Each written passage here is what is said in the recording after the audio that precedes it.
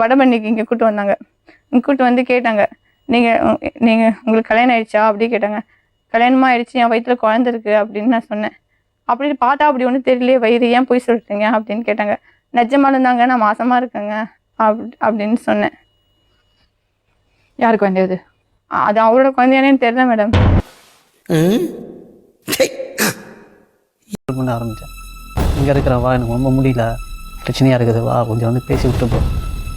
2வது டைமாக போனால் திருப்பி அதே தான் பண்ண ஆரம்பித்தேன். அங்கே என்னது மறுபடியும் லாட்ஜில்?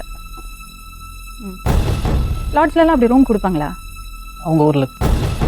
உனக்கு தெரியுமா அந்த லாட்ஜு? எங்கள் மாமாவோட லாட்ஜ். உங்கள் மாமாவோட லாட்ஜில் தைரியமாக போயிருப்பியா?